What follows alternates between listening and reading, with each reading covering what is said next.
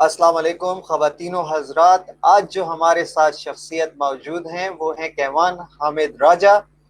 Is one of the most talented person जिनके साथ आज मेरा शो हो रहा है।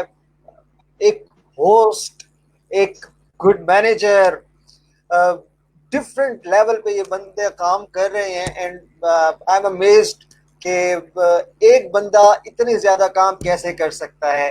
एवीटी चैनल के जीएम हैं, के टू टीवी के टीम लीड हैं, उसके साथ साथ इनका सफर 2011 में स्टार्ट होता है and then into the media, और उसके बाद 2014 में ये सोच फैक्ट्री एक प्रोग्राम शुरू करते हैं।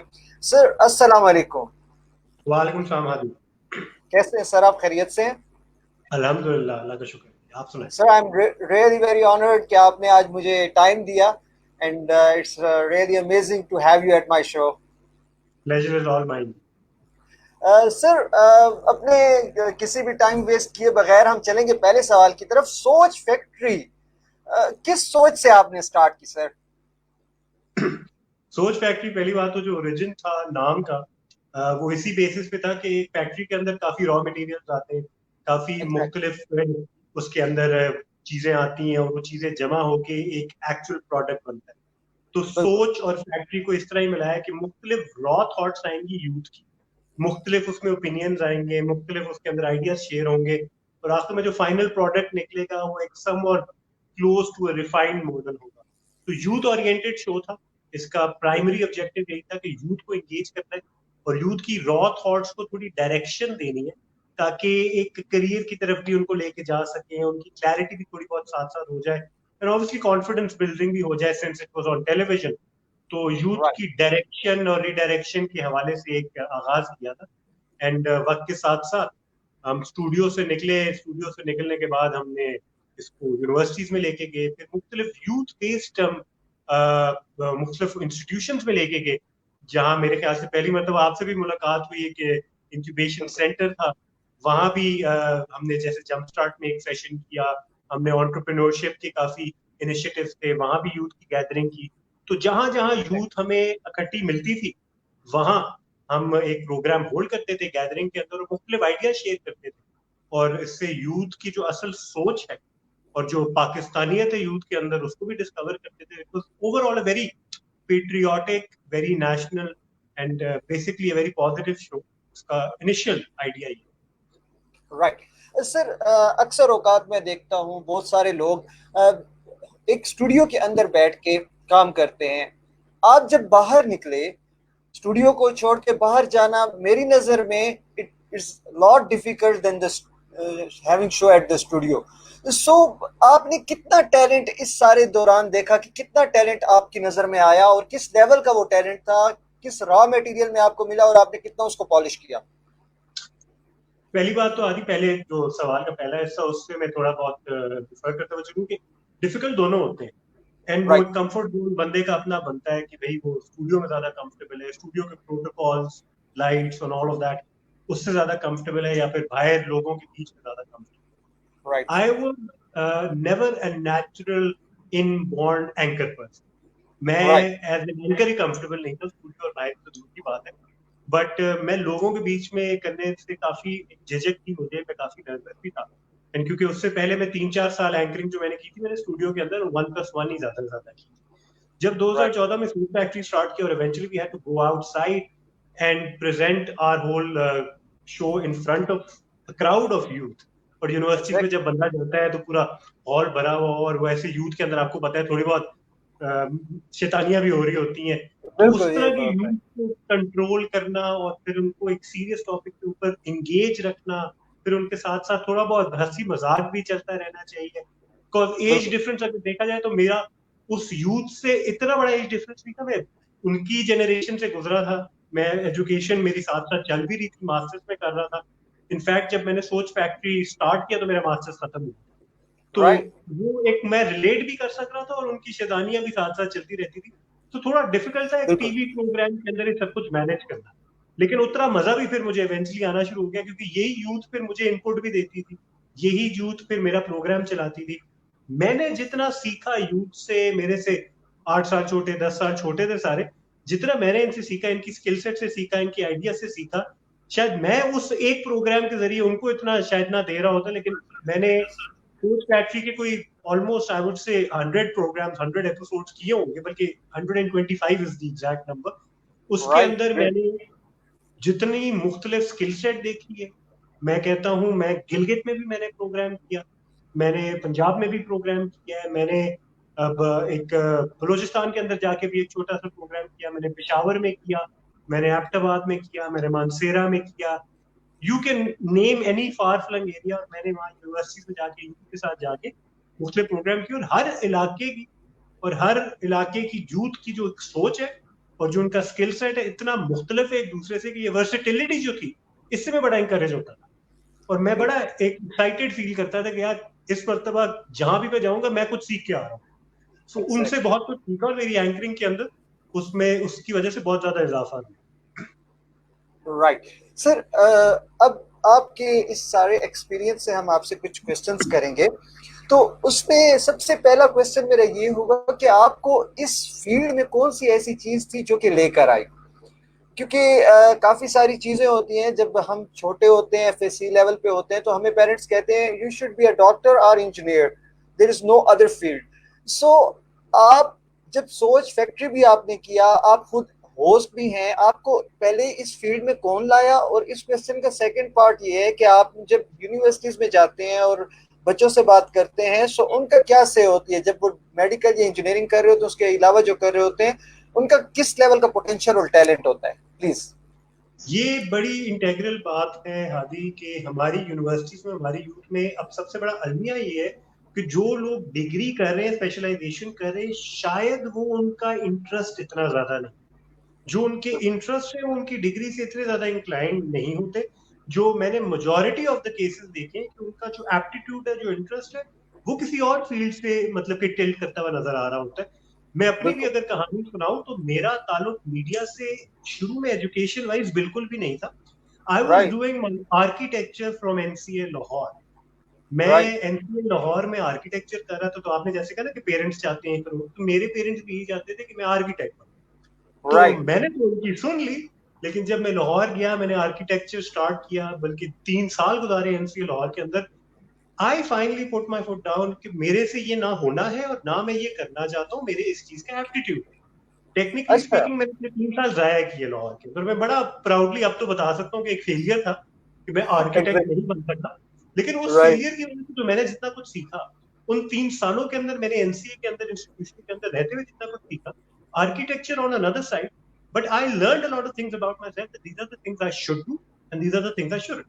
So I came back to Islamabad after 3 years of MBA architecture. I did my BA in journalism and then I did my master's in math. तो राइट। उसके दौरान मैंने डिस्कवर किया अपने आप को, क्योंकि मैंने साइड बाय साइड ये एबीटी चैनल्स में काम भी करना शुरू कर दिया था। साइड बाय साइड मैंने डिस्कवर किया कि ये मैंने वक्त जाया नहीं। I was probably slightly older than most of my class fellows, क्योंकि मैं 3 साल राइट। जाया करके आ रहा था। लेकिन बिल्कुल। मैंने उस दौरान सीखा बहुत कुछ। फेलियर को मैंने अपना एक ग्रोइंग फेज बना दिया, एंड मैंने उसके अंदर जो सीखा मैंने अपनी मीडिया के अंदर भी डाला, मैंने अपनी प्रोडक्शन के अंदर डाला, मैंने अपनी मैनेजमेंट के अंदर डाला। आई वॉज बिट गुड, मैं थोड़ा सा अच्छा था सेट डिजाइनिंग के अंदर, तो क्योंकि राइट। आर्किटेक्चर में थोड़ी बहुत वो स्ट्रक्चर का भी आपको इंजीनियरिंग का भी पता चल जाता है। एग्जैक्टली। बाकी मैं घर के अंदर अपने पंगे लेता रहता था जो मैंने सीखा था आर्किटेक्चर के जरिए। सेट डिजाइनिंग मैंने सीखी, फिर मैंने प्रोडक्शन सीखी, फिर मैंने थोड़ी बहुत एंकरिंग सीखी, मैंने साथ साथ मीडिया की सारी चीजें सीखते सीखते मास्टर्स भी साथ साथ किया। एंड जब राइट। मास्टर्स किया तो मुझे जर्नलिज्म का और करंट अफेयर्स का थोड़ा ज्यादा नैक आना शुरू हो गया। So as a manager and as a producer and as a supervisor मेरे लिए ये सारी चीजें लुक ओवर करना आसान हो गया। एंकर के तौर पे मेरा पर्सनल इंटरेस्ट ज्यादा म्यूजिक की साइड पे था, तो मैंने स्टार्ट म्यूजिक शो से किया। फिर मैंने राइट। स्पोर्ट्स की तरफ, मेरा इंटरेस्ट स्पोर्ट्स में भी था, मैं स्पोर्ट्स में भी गया। फिर मैं आहिस्ता आहिस्ता करंट अफेयर्स की तरफ आया। मेरा करंट अफेयर्स में as an anchor I wasn't that much interested, तो मैं उससे दूर रहता था और मैं जरा राइट। इंफोटेनमेंट वाले प्रोग्राम्स में ज्यादा जाता था। फिर जब सोच फैक्ट्री आया फिर मेरा दिल ही नहीं किया कि मैं कोई और चीज करूं, क्योंकि उसके अंदर मैं राइट। सीख भी रहा था, मैं मुख्तलिफ यूथ से मिल रहा था, मैं यूनिवर्सिटी जा रहा था, मैं उनकी कवरेजेस कर रहा था, and I was interacting with such brilliant talented youth of Pakistan. And honestly right. Speaking आदि मैं बताता हुआ चलूं, उस दौरान जितनी मायूसी थी यूथ के अंदर, all over social media, all over television, कि भाई क्या बुरा हाल है हम सबका। जब मैं मिलता था इन सारों से और अपना प्रोग्राम करता था, मेरा माइंड इतना बदल जाता था कि भाई क्या मायूसी है, मैंने इतना टैलेंट है, इतनी होप है, इतनी पॉजिटिविटी है। We've got serious CEOs sitting on every level in the youth, and हर किसी के आइडियाज बड़े फिट होते थे। मसला सिर्फ इतना था कि उनको कोई गाइडेंस ही नहीं दे रहा था, कोई उनको डायरेक्शन ही नहीं दे रहा। Teachers were बिल्कुल। not actually, being consulted, and teachers were not counseling their students very well, क्योंकि उनने करियर किसकी तरफ जाना है, उनका एप्टीट्यूड किसकी तरफ का है, उनने मेहनत कहाँ करनी है। वो बेचारे अंधाधुन लगे तो होते थे, लेकिन उनके आइडियाज, उनके स्किल सही तरीके से सामने नहीं आते। तो उससे बहुत मुझे एक एनर्जी मिलती, मुझे मजा आता था कि जितना बड़ा क्राउड हो मैं एनर्जी उसमें से निकालता था। जितनी ज्यादा मुझे चैलेंजिंग उसके अंदर सवालात मिलते थे, चैलेंजिंग आइडियाज मिलते थे, I used to end the show after learning. तो वो एक राइट। ग्रोइंग फेज होता था। तो मेरी मैनेजमेंट के अंदर उसका बड़ा मुझे फायदा हुआ कि एवरी टाइम, अब टेलीविजन में मेरा ताल्लुक है तो मैं हर रोज दिन में मुख्तलिफ टाइप के लोगों से मिलता हूँ। और मेरी जो राइट। पर्सनैलिटी है वो ऐसी नहीं है कि मैं ज्यादा लोगों से गेट अलोंग कर सकूं। लेकिन राइट। जैसे जैसे मैंने प्रोग्राम किया और मीडिया में मुख्तलिफ लोगों से मिला, अब माशाल्लाह ये मैं कह सकता हूँ कि 35 साल मेरी उम्र है, अभी भी कोई उम्र नहीं है, लेकिन मैं at least I can get along with people. I mean I can understand और एम्पथाइज कि भाई ये बंदा कहाँ से आ रहा है, ये क्यों इस तरह बोल रहा है, इसकी वजह क्या है, what reason does he have to speak like this. तो एम्पैथी बहुत ज्यादा आ जाती है जब आप इस पूरे प्रोसेस से गुजरते हैं। पहले शायद मैं इतना फ्रेंडली नहीं था, अब राइट। बल्कि यूनिवर्सिटी में मेरी रेपुटेशन ही ऐसी थी कि यार तुम तो किसी से बात ही नहीं करते हो, इंट्रोवर्ट। तो वो मीडिया ने मुझे बहुत सिखाया कि how to get along with different types. तो सर, जिस तरह अभी ये बात हुई है यूनिवर्सिटी की एंड ऑल, इसके साथ ये शो से रिलेटेड क्वेश्चन तो नहीं है, बट मैं आपका इतना अब एक्सपीरियंस है यूथ के साथ बात करना एंड ऑल, यूनिवर्सिटी में हमारे एजुकेशन सिस्टम की वजह से काफी लोग सुसाइड कर लेते हैं। अभी रिसेंटली एक कराची की तालिबा थी, पीएचडी ना कंप्लीट होने की वजह से सुपरवाइजर के थोड़े प्रेशर एंड ऑल, बहुत स्टोरी चल रही थी सोशल मीडिया पे, and she has attempted suicide और वो फोत हो गई। सो व्हाट यू थिंक, ये क्या साइड है एक हमारे एकेडेमिया की? यहाँ में जी वंस अगेन जो टीचर्स हैं और जो वालिदैन हैं उनको मैं ब्लेम करूंगा। The right. pressures that we have created in our society are absolutely useless. उन प्रेशर्स राइट। डालने का कोई फायदा ही नहीं है कि आप ग्रेड के बेसिस पे, आप रिजल्ट्स के बेसिस पे, आप पर्चों के बेसिस पे इतना प्रेशर और इतनी उम्मीदें रख लेते हैं आप स्टूडेंट से, बच्चों से, कि they just can't handle it. Ideally exactly. Speaking, आपने एक अच्छा इंसान बनाना है, आपने उसको करियर के लिए तैयार करना है, आपने उसको दुनिया के लिए तैयार करना है। आपने उसके बिल्कुल। नंबर जिंदगी में आगे जाके मेंशन ही नहीं करने। Nobody is going to ask how many numbers और what GPA you have, right. Completely irrelevant. तो ये चीजें मेरे ख्याल से इतनी मैटर ही नहीं करती हैं। और ये चीजें हमारी सोसाइटी के अंदर इतनी एम्फसाइज कर दी गई है और इतना इसका प्रेशर बिल्डअप कर दिया, इतनी एक्सपेक्टेशंस होनी शुरू हो गई है कि students have started becoming traumatised. उनको मतलब डिप्रेशन का शिकार हो जाते हैं या फिर बहुत ज्यादा मुख्तलिफ ऑब्वियसली बुरी आदतों की तरफ जाना शुरू हो जाते हैं। That is only because the parents and the teachers think that grades and the grades only matter. That's wrong. Right. Sir, अपने इस क्वेश्चन, अगले क्वेश्चन की तरफ चलते हैं। आपकी आवाज फिर चलेगी यार। We need to fix ji, it. अब मेरी आवाज आ रही है सर आपको? आवाज आ रही है सर आपको? हेलो किवान भाई, मेरी आवाज आ रही है अब आपको? आवाज आ रही है जी? अब आवाज आ रही है मेरी? बहुत कम होगी आवाज। I can hardly make out. Okay. मैं इसको दोबारा से वो कर लेता हूँ। खैर सर, मुझे आप काइंडली ये बताएं कि एक गुड होस्ट की क्वालिटीज क्या होती हैं, लाइक क्या ऐसा बंदे को बनना चाहिए, क्योंकि अभी आप मीडिया इंडस्ट्री में हैं, सो हमारे आने वाले यूथ के लिए क्या ऐसी क्वालिटीज उनको अपनानी चाहिए कि वो गुड होस्ट बने और हमारी सोसाइटी को सर्व करें? क्वालिटीज एक होस्ट के अंदर क्या होनी चाहिए? यस। आजकल तो वैसे अगर हम अपनी मीडिया के अंदर रोल मॉडल्स जो हमारे बने हुए हैं उनको देखें तो मेरा थोड़ा सा इसमें फर्क ओपिनियन कि वो हमारे रोल मॉडल्स नहीं होने चाहिए। पहली बात तो ये कि जो राइट। सबसे ज्यादा पॉपुलर एंकर पर्सन या होस्ट है वो हमारे रियल लाइफ रोल मॉडल्स नहीं होने चाहिए। क्योंकि वो लोग जिस जर्नी से गुजरे और उन लोगों को जो माहौल मिला है वो उसके अंदर थ्राइव तो कर गए हैं। और अनफॉर्चुनेटली स्पीकिंग जो सबसे ज्यादा पॉपुलर है वो जरूरी नहीं सबसे ज्यादा अच्छा इंसान हो या फिर सबसे बड़ी इंस्पिरेशन हो या फिर एक आइडल हो सके। तो मैं राइट। कहूंगा कि जरूरी ये है कि आप जिस जिस हवाले से प्रोग्राम होस्ट करना चाह रहे हैं, जो आपका इंटरेस्ट है, उस सब्जेक्ट के ऊपर आपका अबूर होना सबसे ज्यादा जरूरी। राइट। बाकी सारी चीजें बाद में आती हैं, बाद में राइट। सोशलाइजिंग बाद में आती है, प्रेजेंटेशन बाद में आती है, आपकी मतलब कि वो उसकी डिलीवरी बाद में आती है, आर्टिकुलेशन बाद में आती है। Knowledge, you need to have knowledge over what you are talking about. आजकल ट्रेंड ये बन गया कि we are all shooting from the hip. हम अंधाधुंध फायर मार रहे होते हैं, हम कॉन्फिडेंस की मार मार रहे होते हैं, हमें किसी चीज की हिस्ट्री और उसकी एक्चुअल टेक्निकल नॉलेज का पता नहीं होता, और हम कॉन्फिडेंस की मार मार के दूसरे बंदे को यकीन दिलाते हैं कि हमें पता है।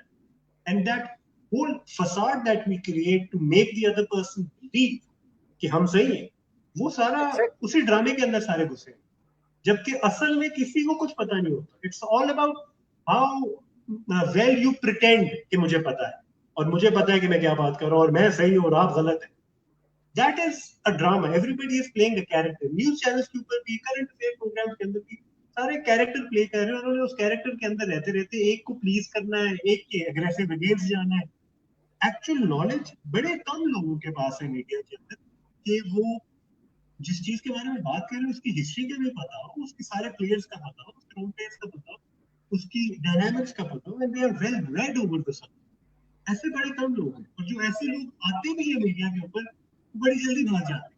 एंड उनको मतलब कि बड़ी जल्दी डर लग जाता है कि यार ये यहाँ तो खौफनाक लोग हैं, ये तो खाने को पड़ जाते हैं। So बिल्कुल। well read and well educated and well groomed from good educated backgrounds, those people are not really coming forward. ये वजह है कि मीडिया के बारे में एक स्टीरियोटाइप बना हुआ है कि यहाँ तो ऐसे ही लोग होते हैं। And that is something that I really struggle to defeat as well, कि भाई हमने ही तो चेंज करना है इस पूरे स्टीरियोटाइप को। हम जैसे लोग सामने आएंगे, इस टाइप को चेंज करेंगे और फिर इंकरेज करेंगे ना, तो पढ़े लिखे लोग आगे हैं। So that is a very big challenge and it is going to take. Right. Sir, एक कॉमन बात है कि मीडिया में बड़ी सिफारिश चलती है, तो आपका क्या ख्याल है, मीडिया में एंटर होने के लिए सिफारिश का कोई रोल होता है? अच्छा, पहली बात है कि मीडिया को हम जनरली अगर ना एड्रेस करें और चंद राइट। चैनल्स की बात करना चाहते हैं, तो आप चंद चैनल्स की बात करें। जी हाँ, बिल्कुल, जो आपके बड़े जिनको कहते हैं ना giant channels and monopolistic organisations, जो पाकिस्तान की मीडिया कंग्लोमरेट्स है, उसमें कुछ हद तक ऐसा कल्चर यकीनन है। मैं राइट। बिल्कुल एक चैनल का नाम लेके नहीं बदनाम करना चाहता कि वहां तो बिल्कुल ही ऐसा होता है, लेकिन हर इदारे में, मीडिया को छोड़े आप, हर इदारे में किसी हद तक ये कल्चर है। ये कल्चर राइट। पाकिस्तानी है सर, ये मीडिया का कल्चर नहीं है। बिल्कुल। मीडिया के अंदर सिर्फ हर बात का पता चल जाता है और वो बात सामने आ जाती है, इसलिए अब वो बन गया कि मीडिया में सिफारिश का सीन चलता है, मीडिया में पर्चियां चल रही होती है, मीडिया में फेवरेटिज्म चल रही होती है। सर मुझे एक ऑर्गेनाइजेशन का नाम लेके आप बता दें कहाँ नहीं चल रही। कुछ हद तक हर जगह चल रही होती है, लेकिन हाँ मीडिया में कुछ है, कुछ ज्यादा कर रहे हैं, और कुछ चैनल है, कुछ ऑर्गेनाइजेशन बिल्कुल नहीं कर रहे। मैं अपने चैनल के हवाले से अगर बात करूँ, we do make sure in the management that that does not happen. But if there is someone who's related to someone and they're both skilled, then वो nepotism नहीं है, then they deserve a place. Just because they're related, they should not come in. इस हद तक नहीं जाना चाहिए, लेकिन we don't select people on the basis of function, and we do not select people on the basis of size. मेरा T2 TV की team lead होने के नाते एक चिड़ होती है कि अगर मुझे कोई रेफरेंस थ्रो कर रहा है ना, तो मैं वैसे ही चिड़ के नहीं दूंगा उसको। अगर वो रेफरेंस ना थ्रो करता और अपने मेरिट पे मुझसे बात करता, अपना स्किल दिखाता, तो मैं शायद दे दूं। लेकिन अगर उसने स्टार्ट ही रेफरेंस थ्रू करके किया, तो मैं एकदम पीछे हो जाऊंगा, क्योंकि रेफरेंस अगर ना थ्रू करते तो चांसेस ज्यादा। तो ये सिफारिश वाला कॉन्सेप्ट मैं अवॉइड करने की कोशिश।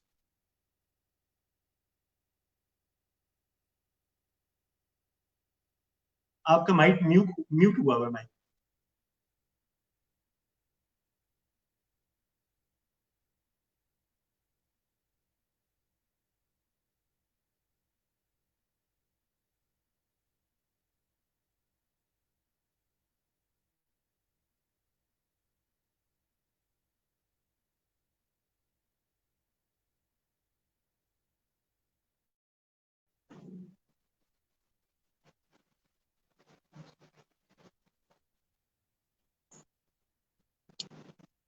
हाँ जी।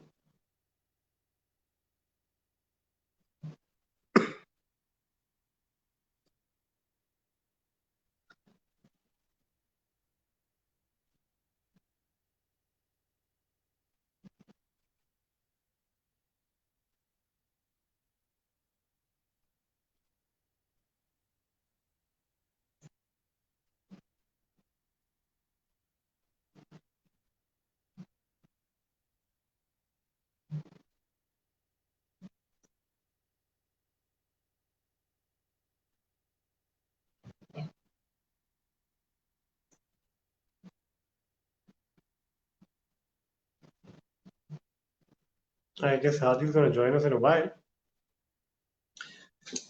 पिछले आदि के सवाल को ही आगे लेके चलूंगा.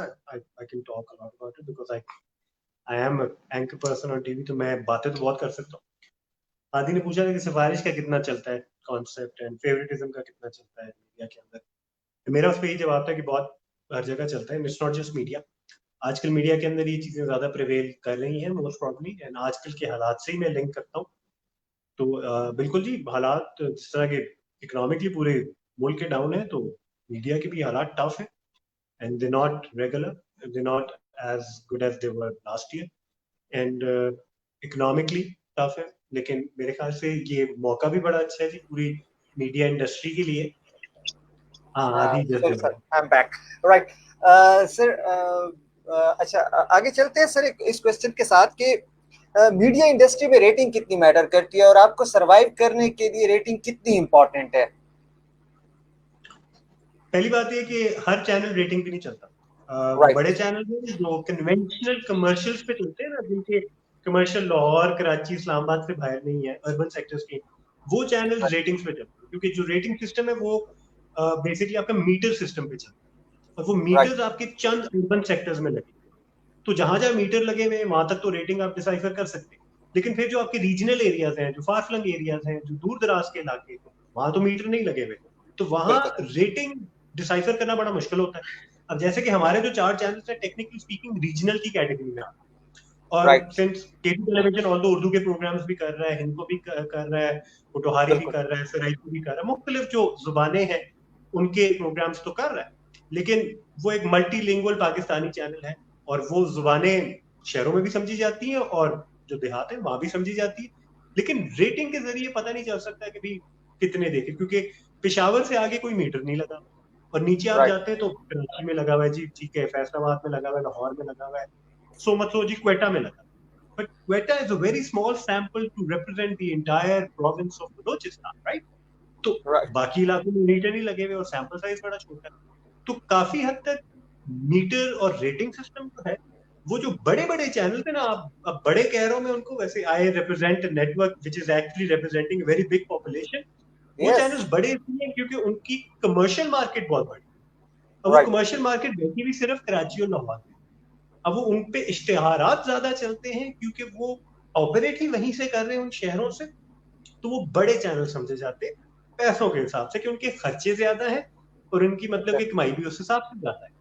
हमारा बिल्कुल. ये होता है कि हम लोगों के हिसाब से शायद ज्यादा लोगों को केटर कर रहे होते हैं, क्योंकि हिंद को बोलने वाले, सराइकी बोलने वाले, पोटोहारी बोलने वाले, कश्मीरी, गिलगित, ये लोग सिर्फ अपने रीजन्स में महदूद नहीं है, ये तो बाकी सारे मुल्क में भी फैले. तो बिल्कुल. इनकी तादाद अगर आप देखें तो we are representing like literally 1/7 और 1/8 of the entire country, which is a very big population.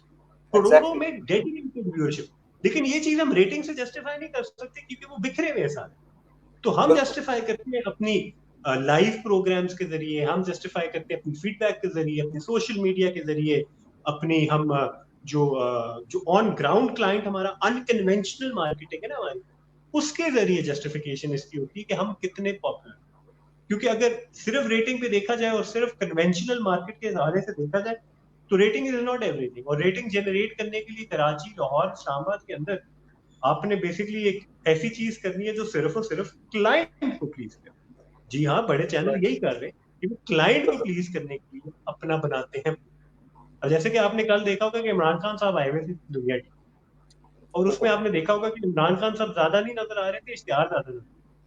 तो वो उनके आने की वजह से इश्तिहार हाई आए थे, और वो प्री हाइप क्रिएट की गई थी, प्री सेलिंग की गई थी, if we have an Exactly. interview with the Prime Minister of Pakistan, so Yes, rating एकदम उस चैनल की बढ़नी है तो सारे स्पॉन्सर आ गए उनके पास, तो वो exactly. that's how rating works. And yes, big channels do depend on that because big channels depend on conventional commercial market. इसलिए Exactly. रेटिंग उनके लिए मैटर करती है, हमारे लिए करती है. We've got nothing to lose क्योंकि हम वैसे ही अनकन्वेंशनल मार्केट में चलते हैं. Right. मैक्सिमम चैनल इसी पे चलते हैं. राइट. सर, अब मैं आपसे ये पूछूंगा कि सोच फैक्ट्री दोबारा से कब आप स्टार्ट कर रहे हैं, बिकॉज कोविड की वजह से आप कर नहीं सकते, तो फिर हम कब सोच फैक्ट्री को देखेंगे टीवी पे लाइव? आदि मेरी मर्जी हो, मैं आज से ही स्टार्ट कर लूं क्योंकि मेरे लिए तो Soch factory is my baby and I love doing such a program जिसमें I interact with the youth. And अब तो थोड़ा सा उम्र में भी ज्यादा हो गया हूं तो अब यूथ थोड़ी पीछे है, तो मैं थोड़ा डोमिनेट कर सकता हूँ. केवल भाई, लेकिन मैं आपको आई सॉरी सॉरी यहाँ इंटरप्ट करूंगा. आप अभी बहुत जवान है, क्योंकि इमरान खान खुद को भी यूथ में कंसीडर करते हैं. सो यू आर वो तो प्रीटी अपनी यंग हरकतों की वजह से करते हैं, अपनी हरकतों की वजह से कंसिडर करते हैं. एंड मेरा ये पॉइंट है कि आई मीन जितना यूथ से सीखने को मिलता है, जितना यूथ के साथ इंटरेक्ट करके मैं इनलाइटन होता हूँ, I would like to start as soon as possible. Obviously मैं एक छोटे लेवल पे इस वक्त स्टार्ट तो कर सकता हूँ with like 3 to 4 people of different specialization, but I don't want to do that. I want to have a gathering. I want to have a gathering of youth, like-minded youth representing some subject, some different thing altogether. तो वो करने के लिए जैसे ही ये जरा corona वाली चीज थोड़ी और खत्म होती है, थोड़ी बेहतर होती है सिचुएशन, बिल्कुल इंशाल्लाह. then I would start as soon as possible because हम तो स्टूडियोज के अंदर भी एक गैदरिंग कर सकते हैं. We do have an auditorium जिसमें हम जमा कर सकते हैं. वरना I don't mind traveling at all. Right. Sir, हम जाते जाते हमारा एक असूल है कि हम अपने गेस्ट से एक मैसेज देते हैं. वो मैसेज पाकिस्तान से रिलेटेड हो, पाकिस्तान की यूथ से रिलेटेड हो. जितना आपने यूथ के लिए काम किया, मेरा नहीं ख्याल कि करंटली कोई भी होस्ट इस तरह कर रहा है, क्योंकि मैं आपका एक बहुत बड़ा फैन रहा हूँ काफी टाइम से. तो मैं आपको कंटिन्यूअसली फॉलो कर रहा हूँ. आप यूथ के साथ जिस तरह इंटरेक्ट कर रहे हैं और जिस तरह आप यूथ को मोटिवेट भी करते हैं, साथ साथ उनको सामने भी लाते हैं कैमरे के, तो आपसे ही मोटिवेट हो कि मैंने ये इनिशिएटिव स्टार्ट किया है पॉडकास्ट का, और मैं भी इसी तरह स्टार्टअप्स को बुलाता हूँ. थोड़ी बहुत मेरी फॉलोइंग है, तो मैं उनके सामने लोगों को दिखाता हूँ कि जी ये हमारे लोग हैं जो अच्छा काम कर रहे हैं. सर, आपका कोई मैसेज पाकिस्तान और यूथ से रिलेटेड काइंडली मेरे व्यूअर्स को बताइएगा. यूथ को एक चीज की क्लैरिटी अपने दिमाग में पर्सनल लेवल पे लाने की बहुत ज्यादा ये जरूरत है कि ये फॉलोइंग और नंबर्स ऑफ फॉलोअर्स और numbers of views and numbers of likes से बिल्कुल बालातर होके सोचिए और एग्जैक्टली. फोकस कीजिए कि आपको क्या पसंद है करना और आप किस चीज को करते हुए इंजॉय करते हैं और उसको करते हुए आप मतलब कि टायर नहीं हो रहे, थक नहीं रहे करते हुए, और करते हुए वक्त का नहीं पता चलता. उस चीज को पकड़े जिसको करते हुए आपको इतना मजा आ रहा है कि वक्त का ही नहीं पता चलता. और जब उसको आप करते हैं पैशन. तो खुदा की लगता है ये मत देखिए कि किसको पसंद आया है, कितनों को एग्जैक्टली. पसंद आया है. दिल से अगर चीज अच्छी लग रही है करें करें करें, जब तक आप उसके अंदर इतने फिट नहीं हो जाते कि लोग ऑटोमेटिकली आपके पास आए. लेकिन your objective should not be oh my god how many people looked at my work, how many people exactly. Like my work. That is not important. What's important is whether you like doing it or not. And if you like doing it, eventually you are going to be bloody good at it. That is all that matters. And हमारी youth की skill set के अंदर इतनी versatility और इतनी variety है कि हमें तो मतलब कि हालात बुरे हो या अच्छे, हमें तो टेंशन लेने की जरूरत नहीं है. हर बंदा हर बच्चा अपने घर में बैठा था एक एंटरप्रेन्योर, वो हर चीज की प्रॉब्लम की सोल्यूशन निकालते कि एक बिजनेस सोल्यूशन निकालते.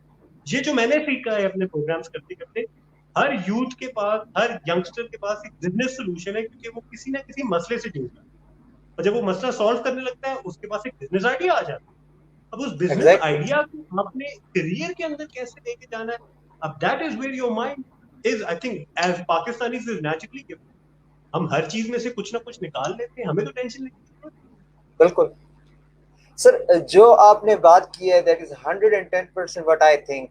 मैंने जब ये प्रोग्राम स्टार्ट किया तो मैंने एक चीज सोची कि अगर मैंने अपने प्रोग्राम के थ्रू सिर्फ एक बंदे को भी चेंज कर दिया तो मेरी जिंदगी का मकसद भी पूरा, और मैंने जो कुछ हासिल करना था वो मैंने कर लिया. क्योंकि जरूरी नहीं है कि आपको करोड़ों लोग देखें, जरूरी ये है कि जो कुछ आप करें खालिस नियत से करें और खुश होने के लिए करें. So your words back my passion and back my the thinking as well.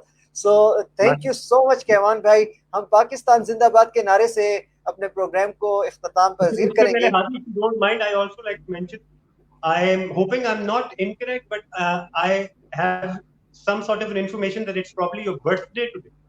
Yes, today is my birthday, sir. Very happy birthday to you. आप अपनी birthday के ऊपर भी एक interview hold कर रहे हैं, you're being so passionate about it, but a very happy birthday. And अल्लाह आपको लंबी जिंदगी भी दे, और यही positivity और यही जो आपकी एक चेहरे के ऊपर एक उम्मीद है ना, ये कायम रहे. And I'm really encouraged to talk to people like you, and मुझे बड़ा मजा भी आता है, and मेरे अंदर भी एक positivity आ जाती है. It's very contagious. So a very happy birthday. Thank you so much, sir. So nice of you. Pakistan जिंदाबाद का नारा भी लगाएंगे. पाकिस्तान जिंदाबाद. जिंदाबाद. Thank you so much sir. So nice of you. सब व्यूअर्स अपना बहुत ख्याल रखिएगा. केवान भाई के साथ बात करते हुए बहुत मजा आया. उम्मीद है आप लोगों ने भी एंजॉय किया होगा. Thank you so much for watching.